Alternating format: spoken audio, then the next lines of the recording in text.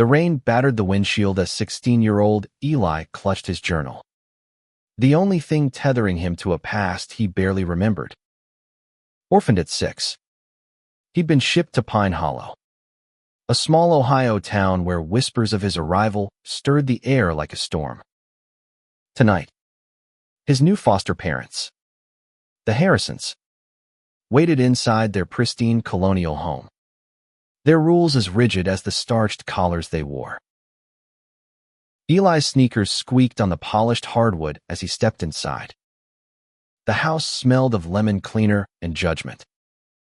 Margaret Harrison, her lips a thin line, eyed him like a stray dog who'd wandered too far from the pound. "We expect discipline, Elijah," she said, her voice sharp as a winter wind. "No trouble. No secrets." Her husband, Paul, nodded, his Bible resting like a gavel on the coffee table. Eli's stomach twisted. He'd heard about the Harrisons, devout, unyielding, the kind of people who'd sooner burn a rainbow flag than wave it. But Eli had a secret, one he'd buried deep in the pages of his journal. He was gay. In a town like Pine Hollow, where church bells rang louder than compassion, that truth felt like a death sentence. He'd learned to hide it, to shrink himself small enough to slip through the cracks of suspicion. Yet the weight of it pressed harder each day, a stone in his chest he couldn't dislodge. The first week was a gauntlet. Margaret enforced a 7 p.m. curfew, banned secular music, and insisted on nightly prayers. Paul scrutinized Eli's every move, as if expecting him to confess to some unspoken sin. At school, Eli was an outsider, his quiet demeanor and city clothes marking him as different. The other kids whispered, their eyes darting to the rainbow pin he'd forgotten to remove from his backpack on the first day. By lunch, someone had scrawled "fag" across his locker in red marker. Eli didn't cry. He'd stopped crying years ago, when he learned tears only made you a target. Instead, he sat in the library, scribbling in his journal about a boy he'd seen in the hallway, a boy with warm brown eyes and a laugh that cut through the noise.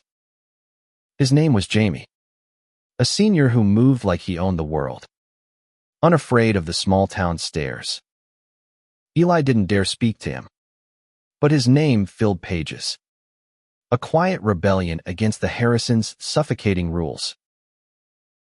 One night, unable to sleep, Eli slipped out to the backyard, the journal tucked under his arm. The stars were sharp, cutting through the Ohio sky like glass. He traced the constellation Orion, remembering how his real dad used to point it out during camping trips.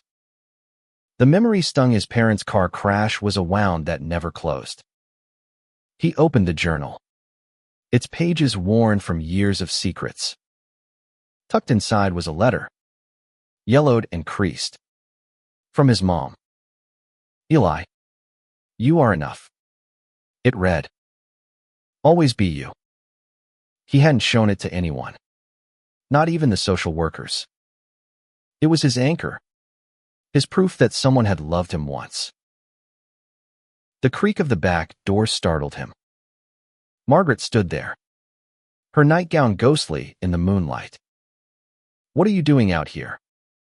she demanded, her voice softer than usual but still edged with suspicion.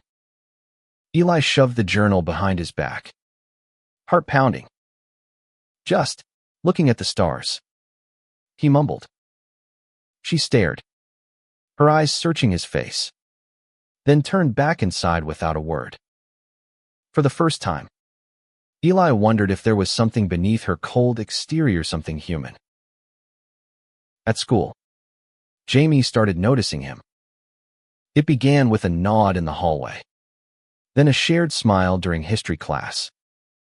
Jamie was everything Eli wasn't: bold, unapologetic, openly gay in a town that bristled at the word. "You're new, right?" Jamie asked one day, leaning against Eli's locker. His voice was warm, like sunlight breaking through clouds. Eli nodded, his throat tight. "Don't let this place get to you," Jamie said, his eyes locking with Eli's. "It's tough, but you're tougher." For the first time in years, Eli felt seen. But the Harrisons were watching. Paul found a sketch in Eli's room, a drawing of two boys holding hands, tucked inside his journal. "This is unacceptable," Paul thundered, his face red. "We took you in to save you, not to let you wallow in sin." Margaret stood silent, her eyes flickering with something Eli couldn't name: guilt, maybe, or fear. Eli's hands shook as he grabbed the journal and bolted upstairs, locking his door. He didn't sleep that night, the weight of their words crushing him. The next day, Jamie found him at the library, his eyes red from lack of sleep. "You okay?" Jamie asked, sitting closer than necessary. Eli wanted to tell him everything: the Harrisons, the journal, the letter from his mom, but fear stopped him. Instead, he shrugged, forcing a smile. Jamie didn't push, but he slipped Eli a note: "Meet me at the lake tonight, 9 p.m. Eli's heart raced. It was a risk, sneaking out past curfew. But Jamie's smile was a promise he couldn't ignore. That night, under the cover of darkness, Eli crept out to the lake. Jamie was there, his silhouette framed by the water's silver glow. "I knew you'd come," Jamie said, grinning. They talked for hours, about dreams, fears, and the weight of being different in a place that demanded sameness. When Jamie's hand brushed Eli's, it felt like a spark, like the world had shifted. For the first time, Eli didn't feel alone. But as he snuck back home, a shadow moved in the kitchen window. Margaret was awake, her face pale as she watched him slip inside. She didn't speak, but her silence was louder than any lecture. Eli's secret was unraveling, and he didn't know how much longer he could keep it hidden. The air in the Harrison house grew heavier, like a storm brewing just out of sight. Eli tiptoed through his days, hyper-aware of Margaret's watchful eyes and Paul's sermons at dinner, each word a brick in the wall between them. His journal became his lifeline, its pages filling with sketches of Jamie's smile and fragments of their late conversations. But every entry felt like a confession that could ruin him. At school, Jamie was a beacon. He'd wait for Eli outside the cafeteria, tossing him a grin that made the whispers of their classmates fade. "You're quiet today," Jamie said one afternoon, nudging Eli's shoulder as they walked to class. Eli wanted to spill everything: how Paul's voice shook the walls when he preached about righteous living, how Margaret's silence cut deeper than her words. But he only managed, just tired. Jamie's eyes softened, seeing through the lie but not pressing. Instead, he invited Eli to a bonfire that weekend, hosted by a few seniors who didn't care about Pine Hollow's unwritten rules. The idea of the bonfire thrilled and terrified Eli. It was a chance to be himself, even for a night. But sneaking out again risked everything. The Harrisons had already tightened their grip. Paul had started checking Eli's backpack, and Margaret had taken to lingering outside his bedroom door. Yet the pull of Jamie, of a world where he didn't have to hide, was stronger than fear. "I'll be there," Eli whispered, his voice barely audible over the cafeteria's hum. Saturday night arrived. crisp and electric with autumn's bite. Eli waited until the Harrisons' bedroom light went out, then slipped through the back door, his heart hammering. The bonfire was at the edge of town, where the forest met the lake. Flames licked the sky, casting shadows on a crowd of kids laughing and passing around soda cans. Jamie spotted him immediately, pulling him into the circle with a grin. "You made it," he said, his voice low and warm. For the first time, Eli felt like he belonged. They sat close, shoulders brushing, as Jamie told stories of his plans to leave Pine Hollow for college, to live somewhere he could be himself without apology. Eli listened, mesmerized, imagining a future where he wasn't defined by loss or secrecy. When the group started a game of truth or dare, Jamie's eyes locked with Eli's, daring him to stay bold. Truth. Eli chose, his voice steady despite his nerves. A girl with purple hair asked, "What's the one thing you're most afraid of?" Eli hesitated, then said, "Being alone forever."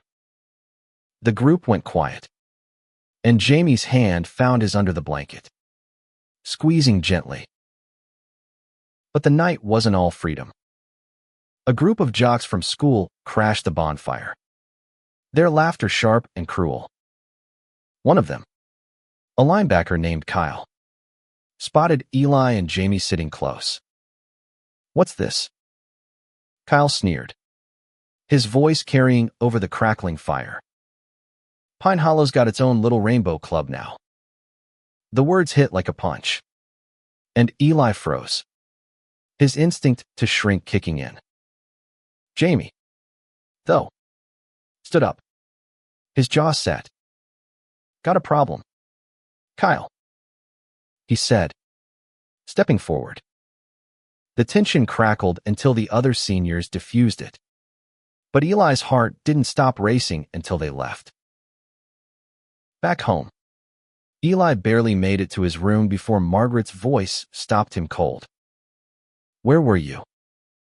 she asked, standing in the hallway, her face unreadable. Eli stammered, "Just needed air." She didn't buy it.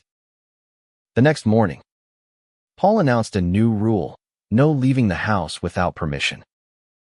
"We're responsible for your soul, Elijah," he said, his voice heavy with conviction. Eli nodded, but inside, he was screaming. At school, Kyle's taunts grew bolder. He and his friends cornered Eli in the bathroom, shoving him against the wall. "You and your boyfriend think you're slick," Kyle hissed, his breath hot with malice. Eli's journal slipped from his bag, pages splaying open on the tile. Kyle snatched it, flipping through Eli's sketches and words about Jamie. "Oh, this is gold," he laughed, pocketing it before Eli could react. The loss of the journal felt like losing a piece of himself. Desperate, Eli told Jamie what happened. Jamie's eyes blazed. "We're getting it back," he said, pulling Eli toward the football field where Kyle hung out after practice. They found him alone, tossing the journal between his hands like a trophy. "Give it back," Eli said, his voice shaking but firm. Kyle smirked, dangling it just out of reach. Jamie stepped in, his presence steadying Eli. "You don't want this fight, Kyle," Jamie warned. For a moment, it seemed like Kyle would back down, but then he tore a page from the journal and crumpled it. Eli lunged, tackling him to the ground, fury overriding fear. The scuffle was quick but messy. Jamie pulled Eli off, and Kyle, bruised and humiliated, tossed the journal at them before stalking off. Eli clutched it, his hands trembling. But the torn Pangea sketch of him and Jamie by the lake was gone. Jamie put an arm around him, whispering, "You're braver than you think." But as they walked away, Eli couldn't shake the feeling that the torn page would come back to haunt him. That night, Margaret was waiting again. She held the crumpled page, her face pale. "We need to talk, Elijah," she said, her voice quieter than ever. Eli's heart sank. The truth was closing in, and he wasn't ready. The crumpled page in Margaret's hand was a grenade, its pin already pulled. Eli stood frozen in the Harrisons' living room, the air thick with the scent of wax polish and unspoken accusations. "Explain this," Margaret said, her voice low but sharp, holding up the sketch of him and Jamie, their hands intertwined by the lake. Eli's throat closed. He wanted to run, to vanish into the night. But Paul's heavy footsteps echoed from the hallway, anchoring him to the spot. It's just a drawing," Eli stammered, his eyes darting between them. Paul's face darkened as he took the page from Margaret, his jaw tightening. "This is more than a drawing," he said, his voice a low rumble. "This is defiance. Sin." The word hung like a guillotine. Eli's mind raced. He thought of his mom's letter, tucked safely in his journal upstairs. Its words a lifeline: "You are enough." But here, under the Harrisons' roof, he felt like nothing. "It's who I am," he whispered, the words slipping out before he could stop them. Margaret flinched, her eyes flickering with something pain. Maybe. Or recognition. Paul, though, stepped closer, his Bible now in hand. "You will not bring this into our home," he said. "Tomorrow, you're meeting with Pastor Reynolds. He'll set you straight." The threat of conversion therapy hit Eli like a wave, drowning his courage. He nodded, mute, and fled to his room, locking the door. His journal was still there, but the torn page in Margaret's hand felt like a betrayal of everything he'd fought to protect. He scribbled a frantic entry, his pen digging into the paper. "I can't stay here. I can't be fixed." At school, Jamie sensed the shift in Eli immediately. "What happened?" he asked, pulling Eli aside in the library. Eli told him everything: the sketch, the confrontation, the pastor. Jamie's face hardened. "They can't change you," he said, his voice fierce. "You're perfect as you are." He pulled Eli into a hug, and for a moment, the world felt safe. But the bell rang, and reality crashed back. That afternoon, Eli was dragged to the church, a squat brick building that loomed over Pine Hollow. Pastor Reynolds was a wiry man with eyes like steel traps. "We're here to help you, Elijah," he said, his smile too wide. "To guide you back to God's path." The session was a blur of scripture and shame, each word chiseling away at Eli's resolve. He sat silent, his thoughts on Jamie, on the lake, on the boy he wanted to be. When he got home, Margaret was waiting, her face softer than usual. "I found something," she said, holding out a small, faded photo. It was Eli as a toddler, laughing in his mom's arms, his dad grinning beside them. "It was in your file," she said.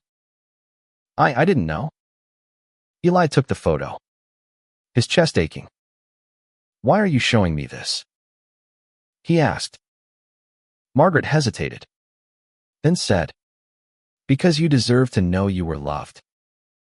It was the first crack in her armor. But Eli didn't trust it.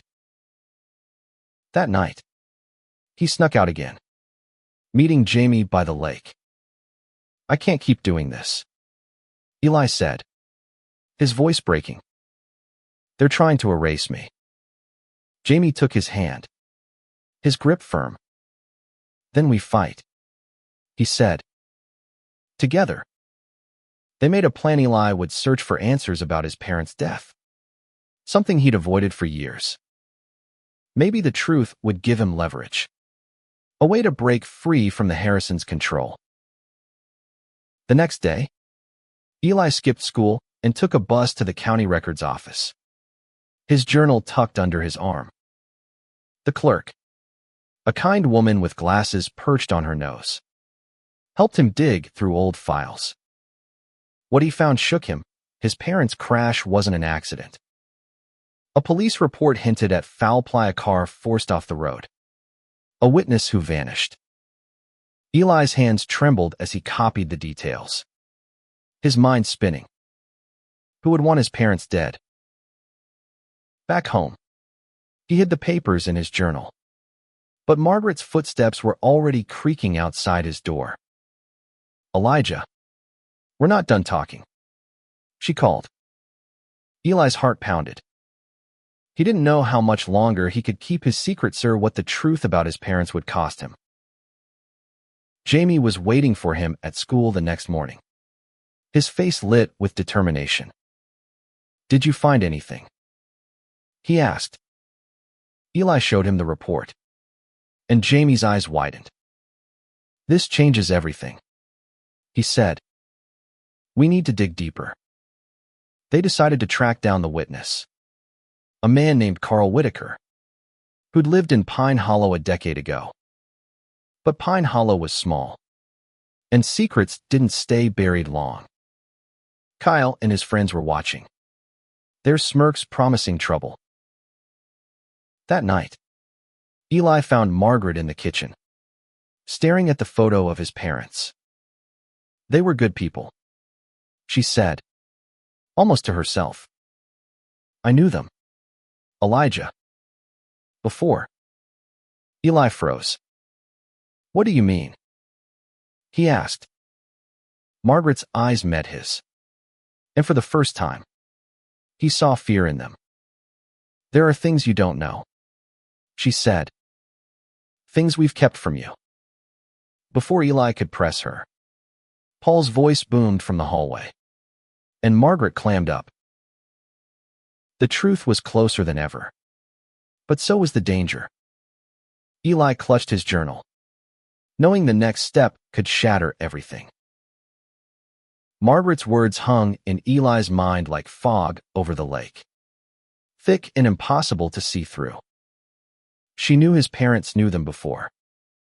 The revelation was a splinter, sharp and lodged deep.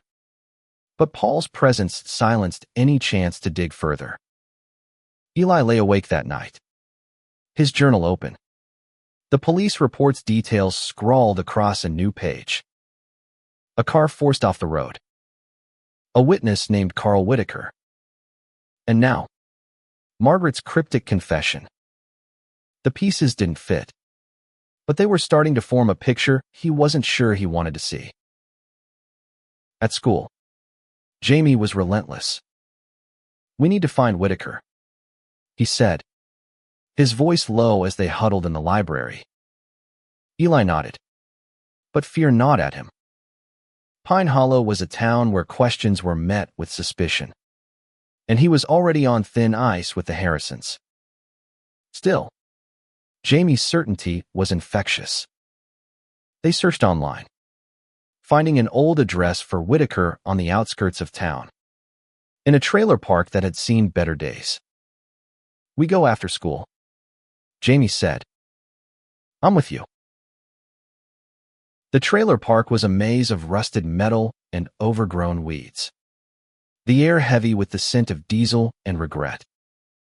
They found Whitaker's lot, but the trailer was empty, windows boarded up.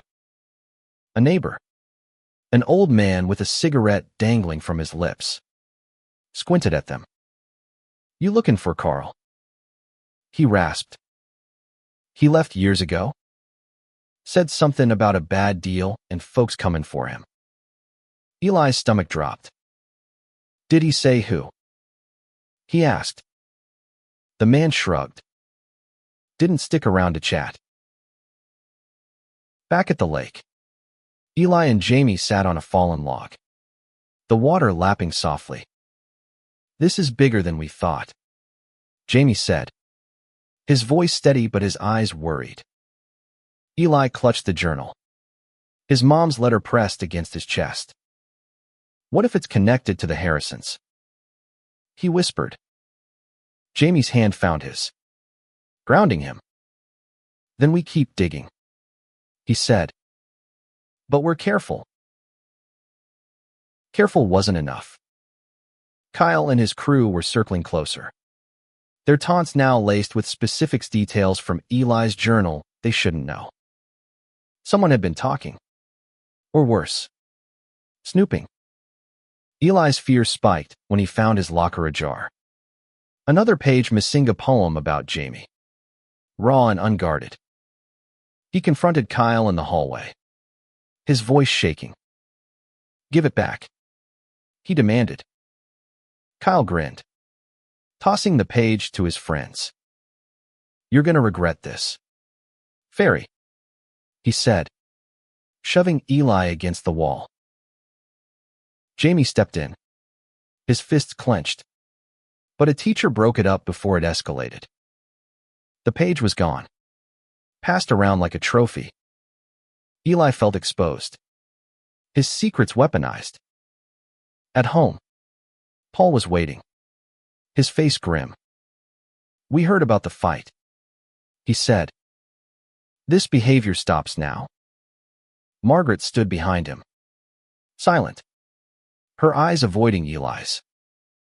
He wanted to scream about her secret, about his parents, but the words wouldn't come. That night, Eli found a note slipped under his door. In Margaret's neat handwriting, "Meet me in the garage." Midnight. His heart raced. Was this a trap? Or a chance for answers? When the house went quiet, he crept downstairs, the garage door creaking as he opened it. Margaret was there, holding a box of old letters and photos. "These were your parents," she said, her voice barely audible. "I kept them for you." Eli's hands shook as he opened the box. Letters from his mom, addressed to Margaret, spoke of a friendship long buried. "We were close," Margaret admitted, her voice cracking. "Until things changed." She wouldn't say more, but one letter mentioned a deal gone wrong, and a name, Richard Voss, a local businessman with a reputation for ruthlessness. Eli's mind flashed to the police report. Was Voss connected to the crash? Before he could ask, headlights swept across the garage. Paul's voice boomed from the house. "Margaret, where are you?" She shoved the box into Eli's arms, whispering, "Hide this. Don't trust anyone." Eli slipped back to his room, the box heavy with secrets. He didn't sleep, his mind racing with questions. Who was Richard Voss? And why was Margaret hiding this?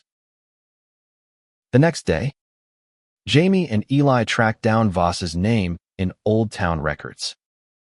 He owned a construction company, one that had been tied to shady deals a decade ago. A newspaper clipping mentioned a lawsuit against him, dropped after a key witness, Carl Whitaker, disappeared.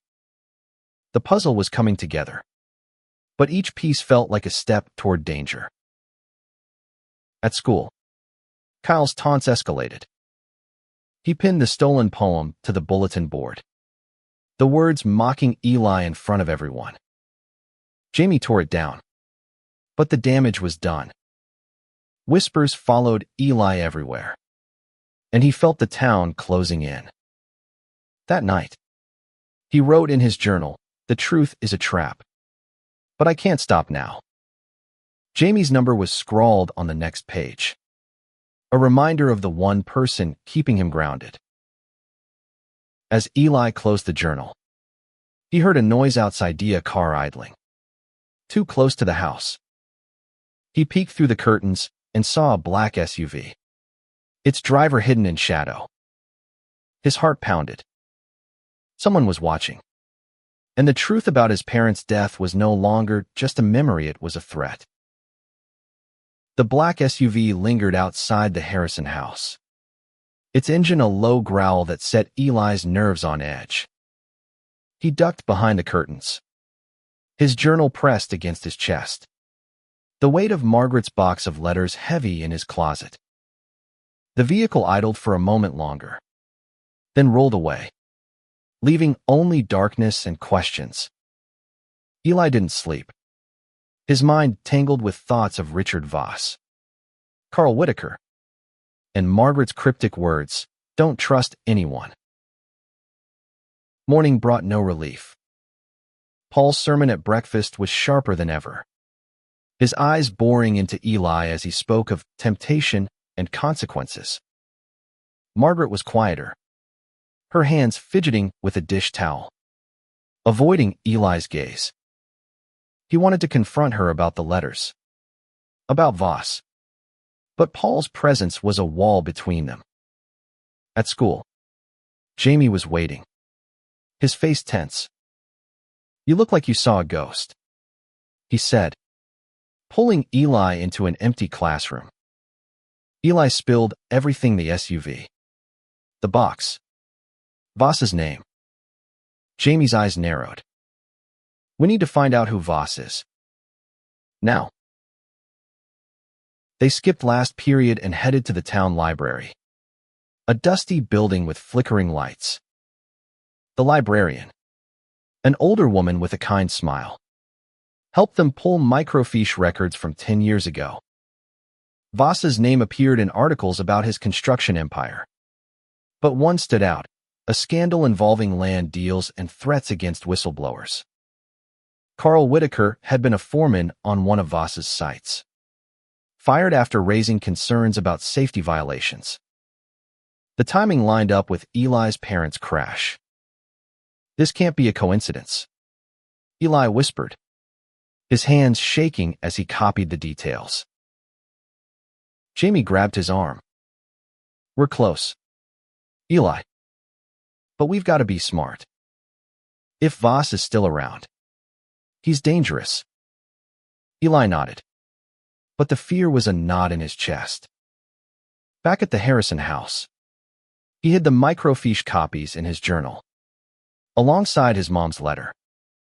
The box of letters from Margaret revealed more. His parents had been activists, fighting Voss's company over environmental damage. One letter mentioned a meeting the night of their crash, with Voss's name underlined.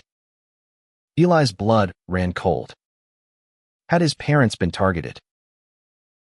That night, Eli met Jamie at the lake, their usual refuge. The water was still, reflecting a half-moon that felt like a warning. "I think Voss killed them," Eli said, his voice barely above a whisper. Jamie's face hardened. "We need proof. And we need to keep you safe." They made a plan to confront Margaret. She knew more than she was saying. But as they spoke, a twig snapped in the woods behind them. Eli spun around, heart racing, but saw nothing. "We're being watched," he said, his voice trembling. Jamie pulled him close. "We'll figure this out together." The next day, school was a minefield. Kyle's crew had escalated their harassment, spray painting slurs on Eli's locker. The stolen poem had spread, and now half the school whispered about him and Jamie. Eli felt exposed, like a nerve laid bare. Jamie, though, was defiant, walking with Eli hand in hand through the halls, daring anyone to say something. It was brave, but it painted a bigger target on them both. At home, Eli cornered Margaret in the kitchen while Paul was at a church meeting. "You knew my parents," he said, holding up one of her letters. "What happened to them? Who's Richard Voss?" Margaret's face paled, her hands gripping the counter. "You don't understand, Elijah," she said. "It's not safe." But before she could explain, the phone rang, and she answered it, her voice dropping to a whisper.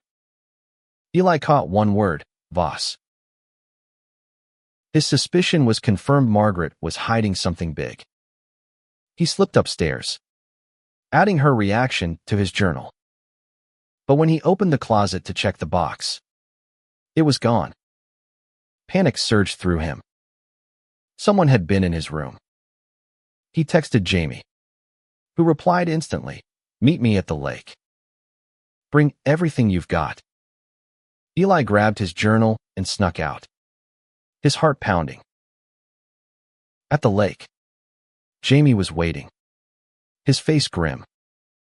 "I asked around," he said. "Voss still lives in town. Big house on the hill. People say he's untouchable." Eli showed him the journal, the police report, the articles. "We need to go to the police," Jamie said. But Eli shook his head. "Not yet. We need Whitaker proof Voss did it." As they spoke, headlights flashed through the trees. The black SUV was back. They ducked behind a boulder, holding their breath as the vehicle slowed. A man stepped out, his face hidden in shadow, but his voice was sharp, barking orders into a phone. "Find the kid. He's asking too many questions." Eli's blood froze. Jamie gripped his hand, whispering, "We're okay. Just stay quiet." The man got back in the SUV and drove off. But the danger was clear. Someone knew Eli was digging. Back home, Eli found Margaret sitting in the dark, her face streaked with tears. "I didn't want this," she said, her voice broken. "I tried to protect you." Before Eli could demand answers, Paul burst in, his face thunderous. "You're out of control, Elijah," he roared, holding the missing box. "This ends now." Paul's grip on the box was iron, his face a mask of fury and fear. Eli stood rooted in the living room, his journal clutched to his chest, the air crackling with tension. "What are you doing with my parents' things?" Eli demanded, his voice steadier than he felt. Margaret's eyes darted between them, her hands trembling. "Paul, please," she whispered. But he ignored her, slamming the box onto the table. "You've been sneaking around, defying us," he said. "This stops tonight." Eli's heart pounded. The box held answers letters, photos, clues to his parents' death, but Paul's rage was a wall he couldn't breach. "Those are mine," Eli said, stepping forward. Paul's hand shot up, silencing him. "You're under our roof, Elijah. You follow our rules." But Margaret's voice cut through, small but firm. "He deserves to know, Paul." The room went still. Paul turned to her, shock flickering across his face. "You don't get to decide that," he snapped. But Margaret held her ground, her eyes locked on Eli's. She took a breath. "Your parents, they were fighting for something bigger than themselves," she said. "They trusted me to keep you safe." Eli's mind reeled. "Safe from what?" he asked. Before she could answer, Paul grabbed the box and stormed out, muttering about the pastor. Margaret's shoulders slumped, and she whispered, "I'm sorry," before following him. Eli was left alone, the weight of her words sinking in. His parents hadn't just died, they'd been silenced. He texted Jamie, his fingers shaking. "They know something. Meet me at the lake." Under the cover of night, Eli slipped out, the journal his only anchor. Jamie was waiting, his face lit by moonlight. "What happened?" he asked, pulling Eli close. Eli recounted everything: Paul's outburst, Margaret's confession, the box. Jamie's jaw tightened. "We need to get that box back," he said. "And we need to find Whitaker. He's the key." They hatched a plan to search for Whitaker's new address, starting with the trailer park neighbors' vague clues. The next day, they biked to the library again, digging through public records. They found a lead. Whitaker had moved to a nearby town, working as a mechanic. Eli's hopes surged, but so did his fear. The black SUV's shadow lingered in his mind, its driver's voice echoing, "Find the kid." At school, the harassment reached a breaking point. Kyle and his friends ambushed Eli in the parking lot, shoving him to the ground. "You think you can play detective?" Kyle sneered, holding up another stolen journal page. "Voss doesn't like nosy kids." Eli's blood ran cold. How did Kyle know about Voss? Jamie pulled him up, glaring at Kyle. "Back off," he said, his voice dangerous. Kyle laughed but retreated, his friends trailing behind.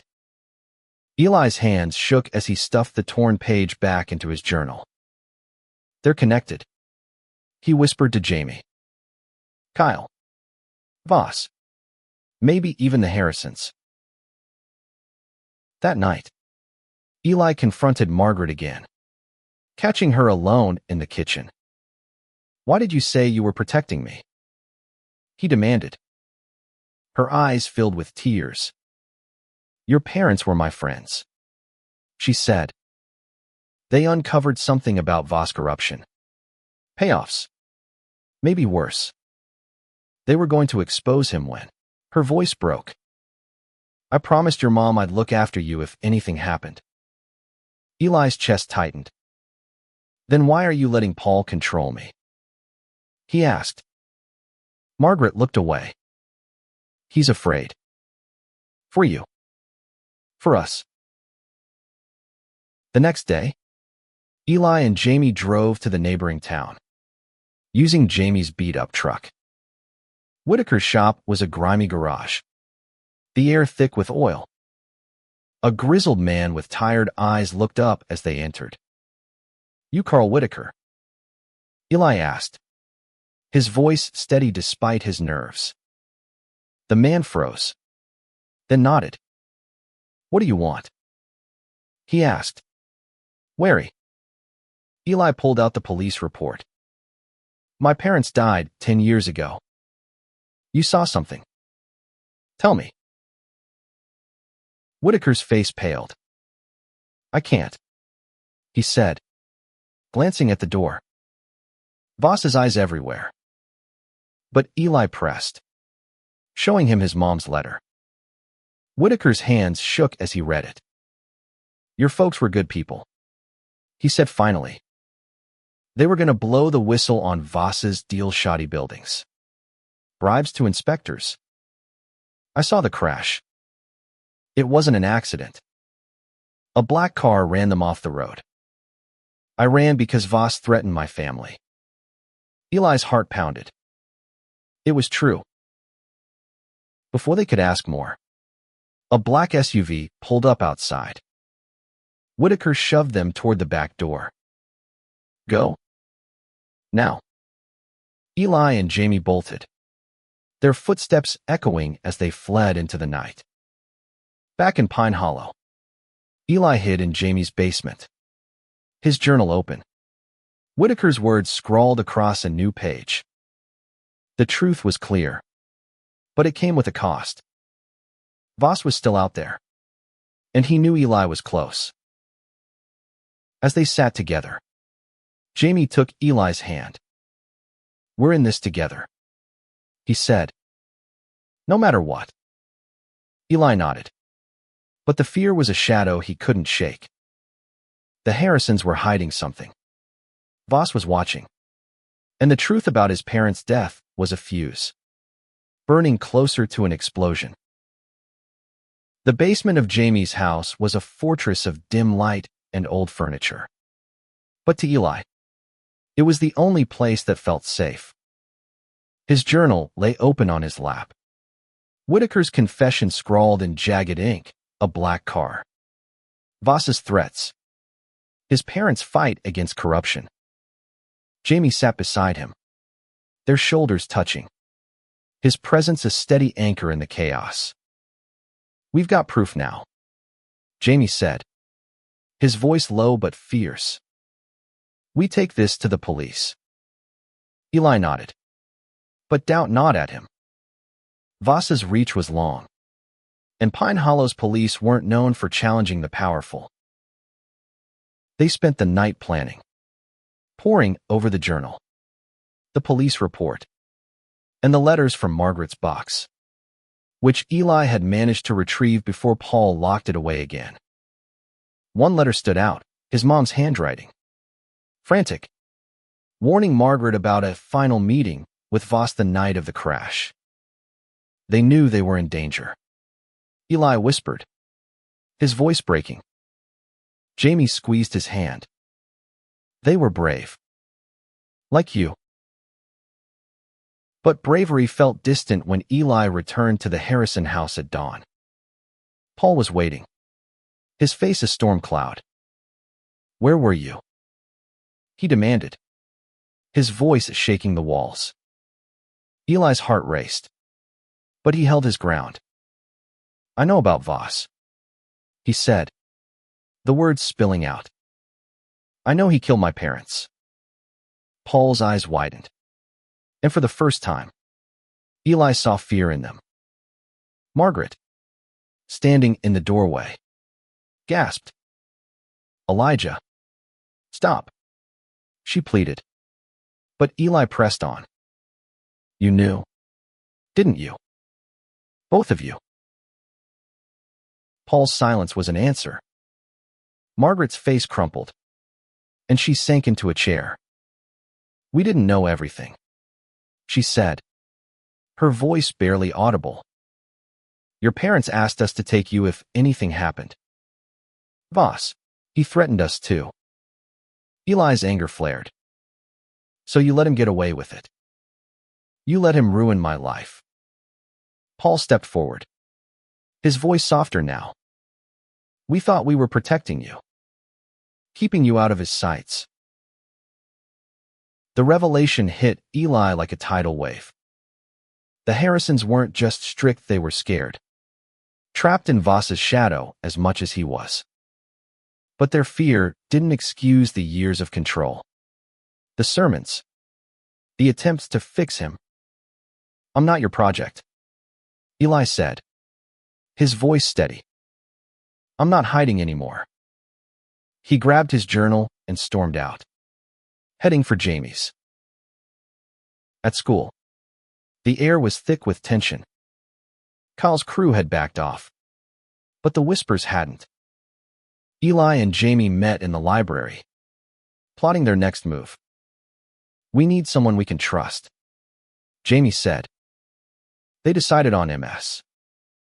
Carter, their history teacher, who'd always been kind and quietly supportive of Jamie's openness. They showed her everything to report. The letters, Whitaker's story. Her face grew grim. "This is serious," she said. "I know a detective in the next county. He's clean. I'll get you to him." That afternoon, they met Detective Larson in a diner outside Pine Hollow. He was a gruff man with kind eyes. listening as Eli laid out the evidence. "Voss is a big fish," Larson said, flipping through the journal. "But this is enough to start an investigation. Stay low until we move." Eli nodded. But the weight of it all is parents' death. Voss's power. The Harrisons' betrayal felt crushing. Back in Pine Hollow, Eli couldn't shake the feeling of being watched. The black SUV appeared again, circling Jamie's street. They hid in the basement, hearts pounding. As the engine's hum faded, Jamie pulled Eli close, whispering, "We're going to make it through this." For the first time, Eli believed him.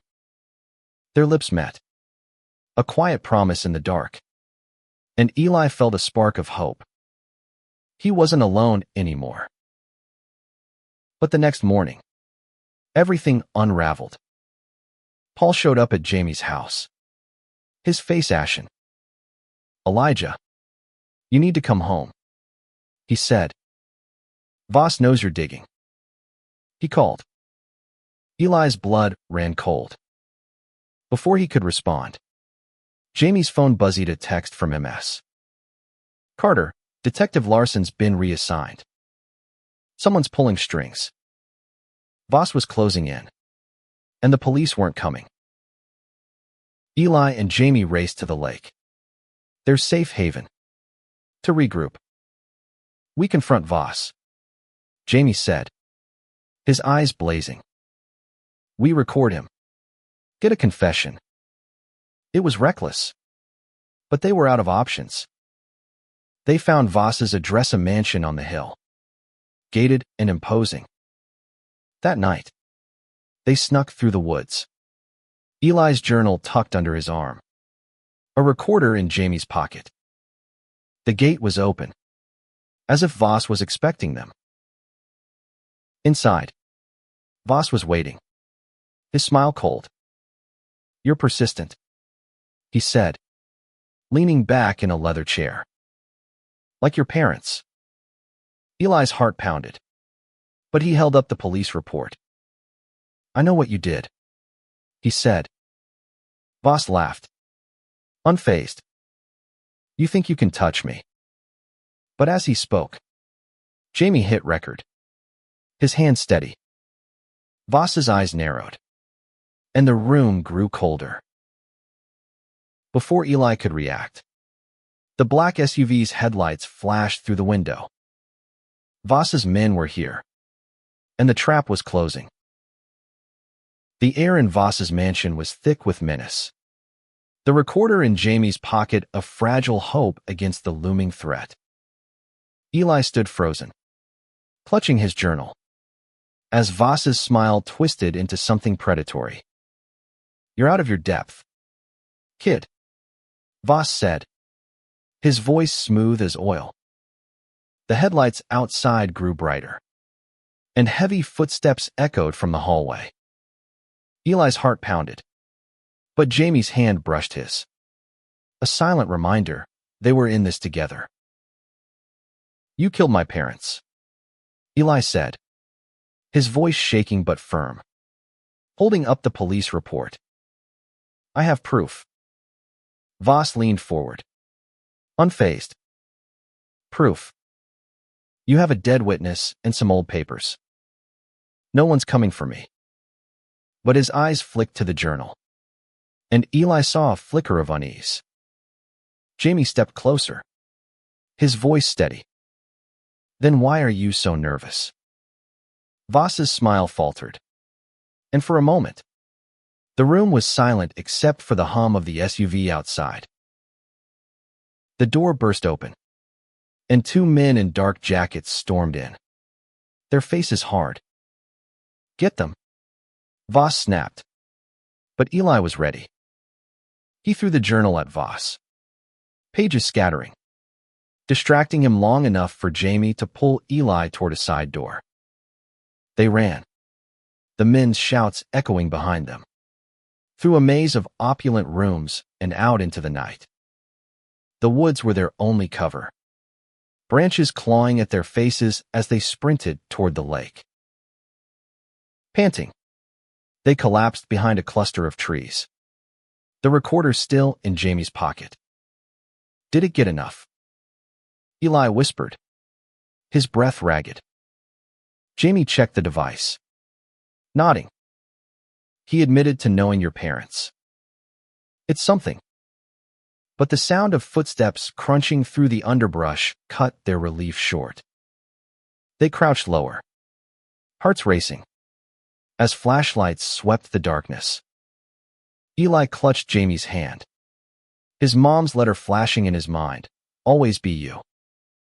He wouldn't let Voss win. The men passed, their voices fading, and Eli and Jamie crept back to town, hiding in Jamie's basement. They played the recording Voss's voice, cold and smug, hinting at his involvement but not confessing outright. It's not enough, Eli said, despair creeping in. Jamie shook his head. It's a start. We'll get more. They decided to send the recording to Ms. Carter, hoping she could find another ally in the police. The next morning, Eli returned to the Harrison house, bracing for another fight. But Margaret was alone, her face drawn. I heard what happened, she said, her voice soft. I'm done hiding. She handed Eli a USB drive. Your parents recorded a meeting with Voss. I kept it all these years. It's proof. Eli's hands shook as he took it. Why now? He asked. Margaret's eyes filled with tears. Because I failed them. I won't fail you. At Jamie's, they plugged in the USB. The audio was grainy but clear, Eli's parents confronting Voss about his corrupt deals. His voice threatening them to back off. The date was the night of the crash. Eli's chest tightened, tears burning his eyes. Jamie pulled him close. We've got him, he whispered. They sent the audio to Ms. Carter, who promised to get it to a federal agent she trusted. But Voss wasn't done. That night, the black SUV rammed Jamie's truck as they drove to the lake, forcing them off the road. Eli's head spun, but Jamie pulled him from the wreckage. Both bruised but alive. They hid in the woods as the SUV's driver searched for them, his flashlight cutting through the dark. Stay with me, Jamie whispered, his voice fierce. Eli nodded, their hands locked together. By morning, Ms. Carter called. The FBI had the audio and was moving on Voss. Warrants were issued, and his men were rounded up. Eli and Jamie watched from the diner as news vans flooded Pine Hollow. Voss's empire crumbling. Kyle and his crew went quiet, their power broken by the scandal's weight. Back at the Harrison house, Paul sat Eli down, his face softer than ever. We were wrong, he said, his voice heavy. We thought we were saving you, but we were scared. Of Voss. Of change. Margaret nodded, her hand on Eli's shoulder. You're free to be yourself, she said. Eli didn't forgive them fully, but he saw there afford a crack in their rigid world. Months later, Eli and Jamie stood by the lake, the sunset painting the water gold. Voss was in custody, his confession on the USB sealing his fate. Eli's journal was full, not just of pain, but of hope, sketches of him and Jamie. Plans for a future beyond Pine Hollow. You did it, Jamie said, his smile bright. Eli shook his head. We did it. They kissed, the world quiet around them. And for the first time, Eli felt whole. The truth had cost him his innocence, His safety, but it had given him something greater: love, courage, and a family he chose. His parents' legacy wasn't just in the justice they'd fought for, but in the boy they'd raised to be himself. No matter the odds,